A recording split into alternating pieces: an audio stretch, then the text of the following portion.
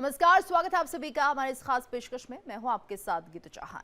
पाकिस्तानी सेना के चीफ आसिफ मुनीर के जनरल शमशाद मिर्जा ने एक ऐसा बयान दिया है जो ये साबित करता है कि ऑपरेशन सिंदूर के बाद पाकिस्तान किस तरह से घबराया हुआ है और भारत के साथ ईर्ष्या की आग में जलकर किस तरह से भस्म हो रहा है।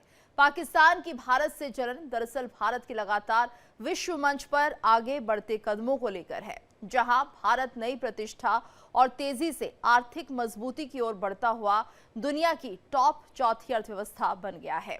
वहीं पाकिस्तान लगातार आर्थिक संकटों से जूझ रहा है। पाकिस्तान के अंदरूनी हालात और सीमा पर कमजोर पड़ती पकड़ ने पाकिस्तानी सेना की बौखलाहट को बढ़ा दिया है और यही वजह है कि पाकिस्तानी सेना के नंबर 2 अधिकारी शमशाद मिर्जा भारत को नए वर्ल्ड ऑर्डर का शक्तिशाली खिलाड़ी बताते तो हैं, लेकिन ग्लोबल साउथ में इंडिया का दबदबा उन्हें अखरता है। इसलिए एक ही मंच पर वो भारत की शक्ति को स्वीकार करते हैं और वही तुरंत वो इंडिया के बारे में चुगली करते हुए कहते हैं कि भारत ग्लोबल साउथ का ट्रोजन हॉर्स है।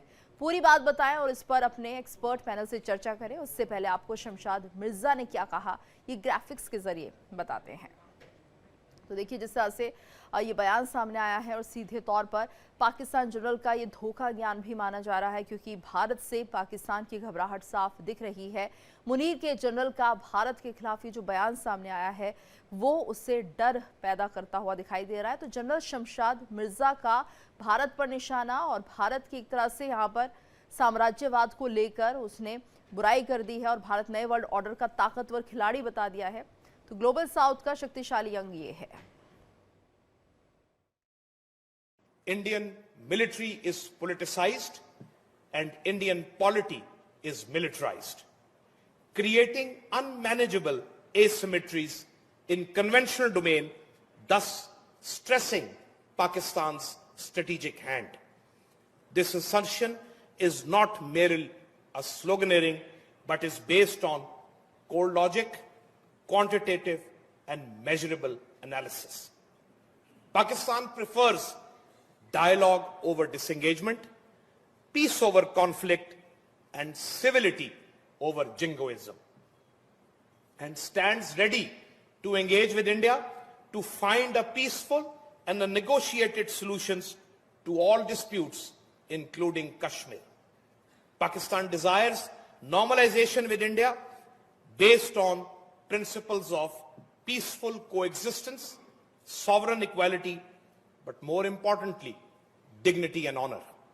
But it requires a willingness on the Indian side as well.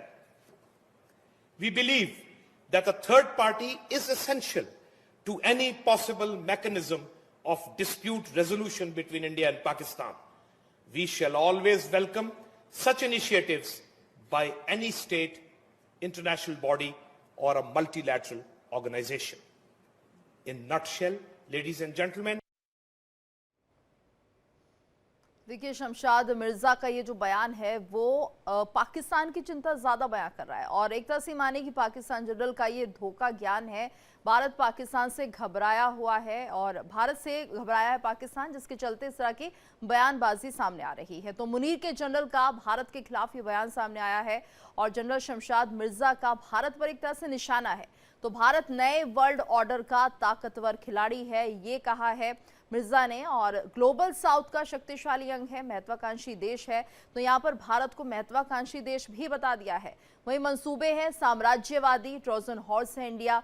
एक तरह से भारत को लेकर ये बड़ी बातें कह दी हैं और पाकिस्तान को शायद ये हजम नहीं हो रहा है, जिस तरह से लगातार भारत का वर्चस्व बढ़ता हुआ दिखाई दे रहा है और यहाँ पर ट्रोजन हॉर्स से भारत की तुलना कर दी है। मंसूबे साम्राज्यवादी हैं, यानी भारत के जो मंसूबे हैं उन्हें साम्राज्यवाद से जोड़ दिया है पाकिस्तान ने।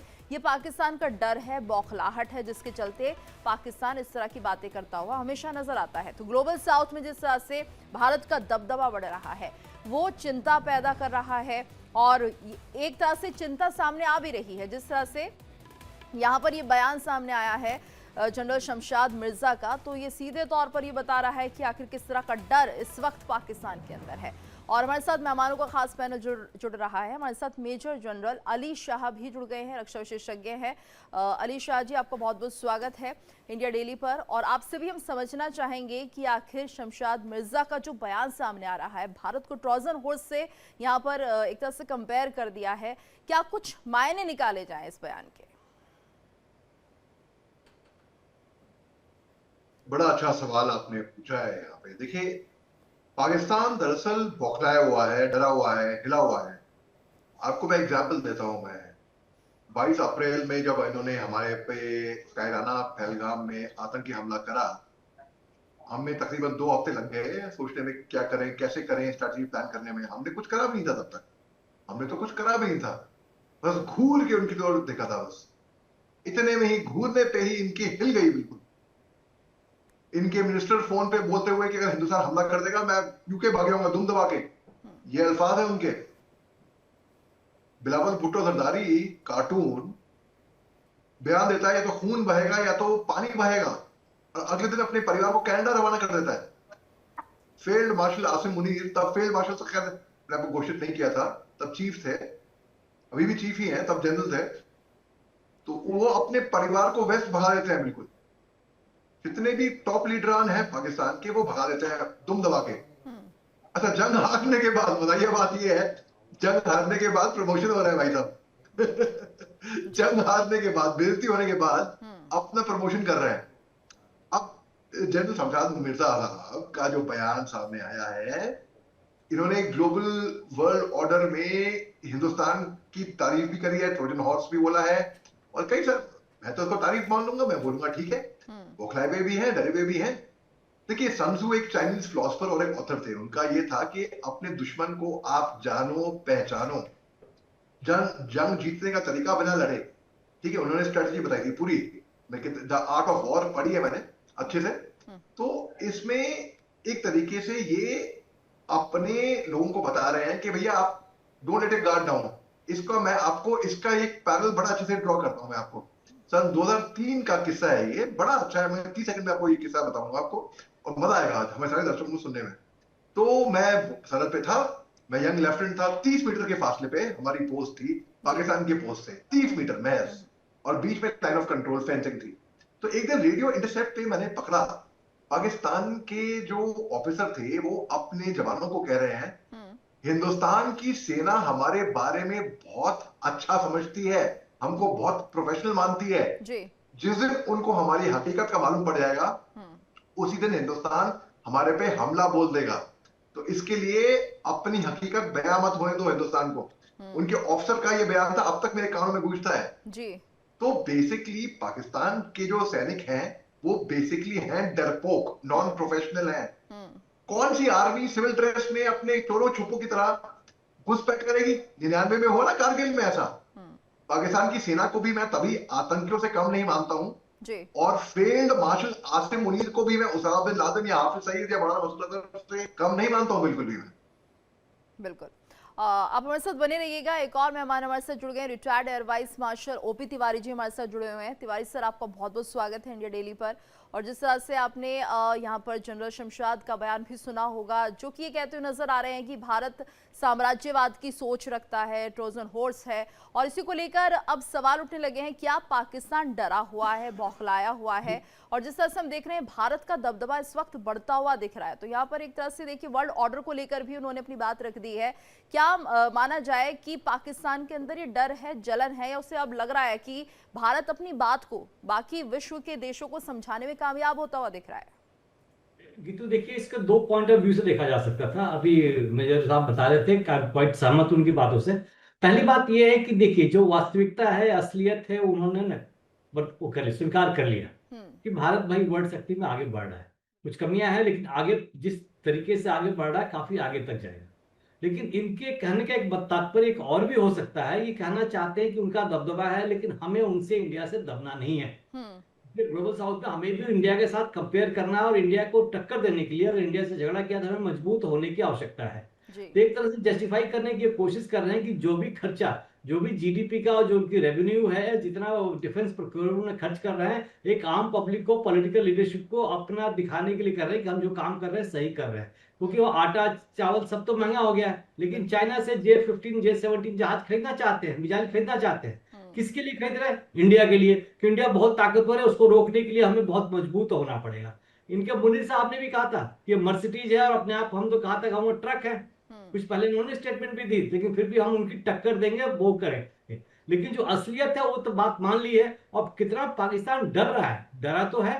वास्तविकता जैसे भैया साहब बता रहे थे कि उस जी। वॉर में 2 दिन में 2 दिन के अंदर ये पाकिस्तान की आर्मी, पाकिस्तान की एयरफोर्स घुटने पर आ गई थी, ये आवश्यकता है। लेकिन पाकिस्तान की आर्मी का रेलेवेंस पाकिस्तान के अंदर कब तक रहेगा? जब तक वो इंडिया से लोगों को डरा के रखेंगे, और जब तक ये प्रोक्योरमेंट करते रहेंगे, चाइनीज इक्विपमेंट खरीदते रहेंगे, जब तक इनका कट, इनके जनरलों का उसका कट और जो कमीशन मिलता रहेगा, वो कमीशन जब तक इंग्लैंड और अमेरिका में ट्रांसफर करते रहेंगे अपने नाम पर, इस तरह का गेम खेलते रहेंगे। तो ये वास्तविकता से दूर नहीं हो रहे हैं। ये तो हमें ये नहीं समझना चाहिए कि पाकिस्तान घबरा गया है। जी। पाकिस्तान एक डबल गेम खेल रहा है, उसकी आर्मी एक डबल गेम खेल रही है। पॉलिटिकल लीडर्स तो जो कहना चाहते हैं वो कह नहीं पा रहे। कुछ लोगों ने कह के तो बता ही दिया कि आप बलूच के साथ क्या कर रहे हो, आप जाके ब्रीफकेस में लाके रेयर मिनरल लेके जा रहे हो। कोई जी। कह रहा है कि हम वहां जा पाए, इतना महंगा हो गया, बलूच महंगा हो गया। तो पाकिस्तान जिस तरीके से हेड कर रहा, पाकिस्तान की हालत कुछ ही दिनों में सीरिया जैसी हो जाएगी। जैसे सीरिया के कई अदर ऑर्गेनाइजेशन ने डिफरेंट डिफरेंट पार्ट्स को रूल कर रहे हैं, भारत का यही होगा, पाकिस्तान का भी यही होगा। खैबर पख्तूनिया तालिबान पाकिस्तान के अंदर होगा, बलूचिस्तान बलूचिस्तान के अंदर होगा। इस तरीके से ये घबराहट है और दिखाने की कोशिश कर रहे हैं कि हमें अगर टक्कर लेनी है तो हमें बहुत मजबूत होना पड़ेगा, क्योंकि बहुत बड़ी मजबूत ताकत है। जी। जबकि उनको ये समझ जाना चाहिए कि हमें उनको 1 या 2 स्टेप पीछे जाए, ताकि पाकिस्तान की आंतरिक स्थिति सुधारे। जो खर्चा और जो आईएमएफ से कटोरा भर के लेके आए थे, उससे देश की आर्थिक स्थिति सुधारे, ना कि चाइना और अमेरिका को दे उनके डिफेंस इक्विपमेंट खरीदने के लिए। डिफेंस इक्विपमेंट से किसी का पेट नहीं भरता। डिफेंस बिल्कुल। इक्विपमेंट में खाली इन जनरलों का पेट भरेगा।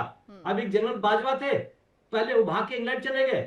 हमारे जनरल भी हैं, हम भी तो जनरल है इंडियन आर्मी के, हम यहाँ बैठे हुए हैं। लेकिन पाकिस्तान के जनरल ने पाकिस्तान को बेच के अपनी पूरी प्रॉपर्टी और फैमिली सब बाहर भेज दिया है, और इतना डरा के रखा है कि ना प्राइम मिनिस्टर का मुंह खुलता है, ना आवाम का मुंह बिल्कुल। खुलता है। बिल्कुल। कितने पत्रकारों का तो उन्होंने कत्ल ही करवा दिया। तो इस तरीके से ये कैलकुलेटिव मूव है, और ये बीच बीच में स्टेटमेंट देते रहेंगे, और हो सकता है कि अटेंशन डाइवर्ट करते रहे, लेकिन हमें अटेंशन डाइवर्ट नहीं करना कि पाकिस्तान ने हार मान ली है। पाकिस्तान कुछ ना कुछ हमारे ऊपर अवश्य तरीके से करता रहेगा, बिकॉज पाकिस्तान आर्मी का रेलेवेंस पाकिस्तान में जब तक रहेगा, या विश्व में तभी तक रहेगा, कटोरे तभी भरेंगे जो एंटी इंडिया स्टैंड लेके चलता रहेगा। बिल्कुल। और मेजर जनरल अली शाह ये भी देखना होगा कि भारत की छवि खराब करने की भी कोशिश है। हालांकि पाकिस्तान का कोई अस्तित्व नहीं है, पाकिस्तान की कोई सुनता नहीं है, लेकिन शायद पाकिस्तान को ये भी लगता है कि साम्राज्यवाद की सोच को अगर वो उजागर करते हैं और ऐसा कहते हैं कि भारत इस तरह की सोच के साथ आगे बढ़ रहा है, वर्ल्ड ऑर्डर में आगे पोजीशन लेता हुआ दिखाई दे रहा है, तो एक तरह से भारत की छवि को धूमिल करने की ये कोशिश कर सकते हैं। हालांकि पाकिस्तान कभी कामयाब इसमें होता नहीं है। क्या कहेंगे? जी गीतू, शुक्रिया, आपकी बात सही है, और शुक्रिया मेरे को प्रमोट करने के लिए, आपने मेरे को मेजर जनरल बना दिया, मैं मेजर हूँ। अच्छा, गीतू जी, बात ऐसी है कि पाकिस्तान जो है, क्योंकि उनके पेट में दर्द होता है जब वो हिंदुस्तान का नाम ना ले, ठीक है? तो हर चीज जो पाकिस्तान में होती है हिंदुस्तान ने कराई है इनकी तरफ से, इनका कहना ये है। और वाइस मार्शल साहब ने जो बोला है बिल्कुल 100% सही बोला है, बिल्कुल 100%। देखिए, पाकिस्तान के आप एक चीज आपको तो ना कराता हूं मैं, हमारे एयर वाइस मार्शल साहब रिटायर हुए इंडियन एयरफोर्स से, हिंदुस्तान में सेटल है। हमारे कितने जनरल हैं वो नहीं जाते। पाकिस्तान के जनरल क्यों भगोड़ा होते हैं पाकिस्तान से रिटायर होने के बाद? कभी सोचा है? जनरल परवेज मुशर्रफ, भाई उनका इंतकाल हुआ बाहर यूएई में। जनरल बाजवा पता नहीं कितने की संपत्ति इकट्ठा कर ली भाई फौज में रह के। सर, आई कैन इमेजिन, फौजी आदमी इतनी प्रॉपर्टी बना रहा है। उनके इतने करप्ट जनरल, अच्छा कांटों का ताज पहनेंगे ये, ठीक है, ये पावर में आ जाएंगे, इनके जो वजीर आजम है या इनके चीफ ऑफ आर्मी स्टाफ है, वो तो जब तक कांटों का ताज पहन लेंगे, जिस दिन रिटायर हुए ना, इनको भगा देती है वहां की सरकार, सेना, भगा भगा आगे। आप देखिए, आप जिस स्कूल में पढ़ी होंगी तुझी, आपके स्कूल, आप पास आउट हो गई वहां से, आपके स्कूल को आपके ऊपर बहुत नाज होगा, बहुत फक्र होगा, क्योंकि आप इतनी अच्छी नेशनल एंकर हैं, इतना अच्छा काम कर रही हैं। और आपके स्कूल की जो प्रिंसिपल होंगी, आप भी उनकी अभी वही इज्जत करेंगी, वो भले ही आपके टाइम पे होंगे या ना हो। वैसे ही फौज में जो कमांडिंग ऑफिसर जब एक बार रिटायर हो जाता है या रिलिंक्विश कर देता है कमांड, उसकी फिर भी रुतबा इज्जत वही रहती है। पाकिस्तान में ऐसा नहीं है। पाकिस्तान में आप चीफ क्यों ना हो, वजीर आजम क्यों ना हो। आपने देखा इमरान खान उनके पूर्व वजीर आजम को जब वो बेल भरने गए थे, अपने बेल के लिए, जमानत के लिए गए थे, तब उनके रेंजर का कॉलर से घसीट के ले गए थे उनको गिरफ्तार करने के लिए। ये सिर्फ पाकिस्तान में हो सकता है, और किसी भी मुल्क में, आप दुनिया में आप कोई भी मुल्क बता दीजिए, कहीं भी ऐसा नहीं होगा पूर्व प्रधानमंत्री के साथ ऐसा सलूक। तो पाकिस्तानी जो है वो दुखी नहीं है अपने दुख से, वो दुखी है अपने पड़ोसी के अमल, चैन और सुख से। जिस दिन पाकिस्तान को ये बात समझ में आ जाएगी ना, वो बाघ को बेच रहा है गधे के माफिक चीन को। और ये मजाक नहीं है, ये फैक्ट है। जो भिखारी का कटोरा लेकर ये दर बदर जा रहे हैं ना, ये मैं नहीं कह रहा हूं, ये शहबाज शरीफ साहब के मुंह से आवाज निकले हैं कि हम भिखारी का कटोरा लेकर अब जाया करेंगे। मैं और जनरल आसिम मुनीर, तब उसने अपने आप को फील्ड मार्शल घोषित नहीं किया था। अरे जंग हारने के बाद अपने आप को फील्ड मार्शल घोषित करते हैं भैया, वाह। तो कमाल का मुल्क है वाकई में, कुछ भी हो सकता है पाकिस्तान के अंदर। तो मैं तो कहता हूँ वहां पे जो मुजाहिद है जी, और कुछ भी संभव है, और हमेशा अपनी शेखी बगाड़ना ये इनका काम है तिवारी सर। लेकिन क्या पाकिस्तान की जनता को ये समझ नहीं आता है? क्योंकि हम देखते हैं कुछ ना कुछ प्रभाव जरूर रहता है। खासतौर से ऑपरेशन सिंदूर को लेकर भी ये कहा गया है कि राफेल मारे गए हैं और हमने किस तरह से इस जंग को जीता है। तो एक नैरेटिव जो है वो यहाँ पर खड़ा करने की कोशिश की गई है पाकिस्तान की तरफ से, झूठा नैरेटिव जिसे हम कह सकते हैं। लेकिन उसके बाद जो यहाँ की जनता है उनको लेकर क्या कहेंगे सर? क्या उन्हें समझ नहीं आता? क्योंकि सोशल मीडिया के जरिए तो सब कुछ साफ दिख रहा है क्या हुआ है क्या नहीं।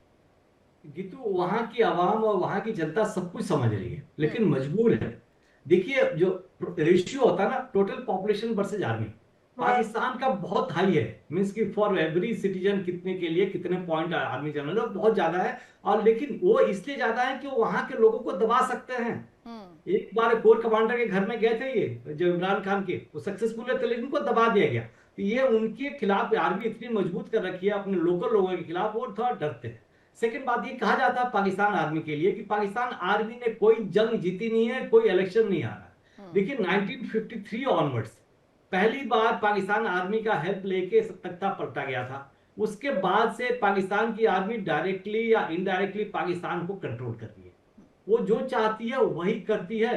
तो पाकिस्तान की समस्या जो है, आर्मी किस लिए अटेंड होती है? आर्मी बॉर्डर के लिए अटेंड होती है। आर्मी बिजनेस करने के लिए नहीं, देश की आवाम की सुरक्षा, आवाम को देखभाल के लिए नहीं। आगे पॉलिटिकल लीडरशिप भी समझ सकते हैं कि आवाम की परेशानी क्या है, लोगों की क्या परेशानी है, क्या करना चाहते हैं। लेकिन वो तो अपने आर्मी वालों के हाथ में दे दिया।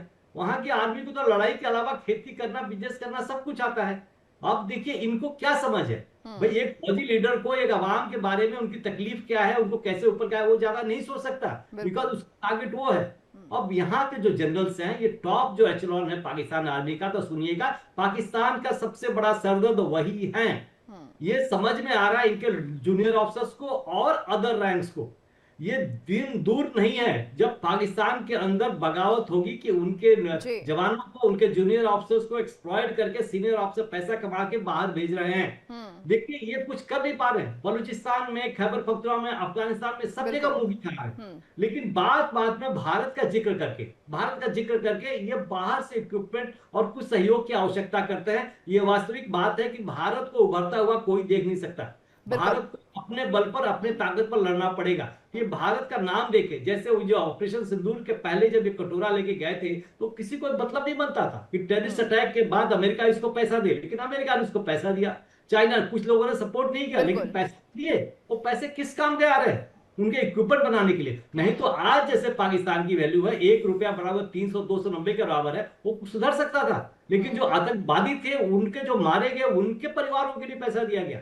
ये सब जस्टिफाई करने की भी कोशिश करते हैं। यहाँ की आवाम मजबूर है, इनको करने के लिए कुछ कर नहीं पा रहे हैं। नहीं तो अभी तक तो इमरान खान की पार्टी का अगर दम होता है तो खड़ा होकर रोड पे आके इनके अगेंस्ट आ जाना चाहिए था। जी मैं समय दूर नहीं है बिल्कुल ऐसा एक हुआ भी लंबे था तंग सर, ऐसा हुआ भी था, लेकिन उन्हें भी दबाने की कोशिश की गई थी।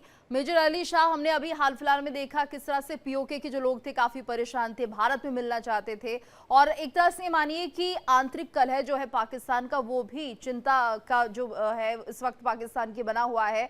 और साथ ही साथ अफगानिस्तान के साथ, बलूचिस्तान के साथ जिस तरह से पाकिस्तान ने फ्रंट खोले हुए हैं, औकात कुछ नहीं है पाकिस्तान की, हमेशा हारता है। अफगानिस्तान से भी हमने देखा किस तरह से अभी भी मुंह की खाई है, टीटी भी भारी पड़ता हुआ दिख रहा है, और ऐसे में भारत को हर चीज के लिए एक तरह से ब्लेम कर दिया जाता है। यानी क्या पाकिस्तान भारत को ब्लेम गेम करके अपने आप को बचाने की कोशिश कर रहा है? जी गीतू जी, आपने बिल्कुल दुरुस्त फरमाया है, और air vice marshal OP Tiwari साहब ने बिल्कुल बैंग ऑन बुलजाई एनालिसिस दिया है। बिल्कुल उन्होंने जो पॉइंट्स बताए बिल्कुल सटीक पॉइंट्स बताए हैं सर। बिल्कुल, तो पाकिस्तान जो है, क्योंकि अपनी खामी, अपनी कमी, अपनी अब वो तो कह नहीं सकते दुनिया को कि वो जंग हार गए हैं। अरे 71 में मेरे मेरे फादर ने भी बहुत बहादुरी से वो जंग लड़ा था लोंगेवाला में। हमने 93,000 प्रिजनर ऑफ वॉर लिए थे पाकिस्तान से, 93,000। उसमें कई सारे फौजी थे, कई सारे सिविलियंस भी थे। इन्होंने 54 हमारे प्रिजनर ऑफ वॉर लिए थे, 54। वो आज तक, तो जी आज तक वो मिसिंग 54 कहलाते हैं। जी कुछ मालूम नहीं पड़ता है उनका हम्म कि वो हुआ, उनका कहां पर हुए, कहां मिसिंग इन एक्शन गए, कोई रिपोर्ट नहीं आई इनके बारे में। मिसेस तांबे हैं, फ्लाइट लेफ्टिनेंट तांबे साहब की धर्मपत्नी, उन एक किताब लिखी है अमरीन जैदी मैडम ने, द साइलेंट वॉरियर, उनके उसमें जिक्र है इसका। तो पाकिस्तान जंग हारने के बाद बार बार अपना प्रोपेगेंडा रचता है, मीडिया प्रोपेगेंडा रचता है, नैरेटिव आता है। शाहिद अफरीदी को तांबा दिया जाता है एक रैली प्रदर्शन निकालने के लिए। जी फील्ड मार्शल आसिम मुनीर को अपना खुद वो बंदा सेल्फ प्रमोशन करता है अपनी नैरेटिव सेट करने के लिए। जनरल अयूब खान जो थे इनके, उनने भी वही किया था, जंग हारने के बाद अपने आप को फील्ड मार्शल घोषित किया था। अब हमारे जनरल देखिए आप, हमारे फील्ड मार्शल देखिए आप, field marshal Sam Manekshaw, field marshal Cariappa, आप अर्जन सिंह साहब को देखिए, आप हमारे देखिए आप, क्या आप उनका पिक्चर है sir. Look at this, compare, कोई कंपैरिजन है ही नहीं। पर अब देखिए इनके क्या है, मैम माफ कीजिए ऐसा नहीं कहना चाहिए, मगर लल्लू फील्ड मार्शल है इनके। लल्लू जो बिल्कुल फेल होने के बाद दिखाना चाहते हैं, अपना कवर करना चाहते हैं, तभी वो अपनी खामियाजी छुपाने के लिए हिंदुस्तान का नाम बार बार लेते हैं। बलूचिस्तान में बीएलए ने इनकी ट्रेन हाईजैक करी, जाफर एक्सप्रेस, इतने फौजी इनके मारे गए, उसमें गधों पे लाद कर उनको ले गए थे ये लोग, ठीक और है। वो आंकड़ा भी बाद सही में ये नहीं सामने आया, उसमें भी उन्होंने कहा कि नहीं, हमने ही जो लड़ाके हैं उनको मार गिराया है और बहुत नुकसान हमारी सेना को नहीं हुआ। बिल्कुल, देखिए ये लोग झूठ पे झूठ बोलते हैं, फॉल्स नैरेटिव्स बनाते हैं। और बिल्कुल एयर वाइस मार्शल तिवारी साहब ने बिल्कुल सही कहा था, क्या जरूरत थी। और तंदूर के टाइम पर इनको आईएमएफ से, अच्छा पिछले साल 1 फरवरी से लेकर 10 फरवरी तक 10 मेंबर की टीम आई थी आईएमएफ की, इनको कर्जा दिलाने के लिए, इनकी मदद करने के लिए, लेकिन कोई नतीजे पे निकल नहीं पाए, क्योंकि ये खुद कंफ्यूज थे पाकिस्तानी। 1951 में इन्होंने आईएमएफ ज्वाइन किया था, क्योंकि इनकी इकोनॉमी डूब रही थी, अपने आप को इंश्योर करने के लिए एक तरीके से। कितने कर्जे ले चुके हैं, हर बार डिफॉल्ट कर चुके हैं।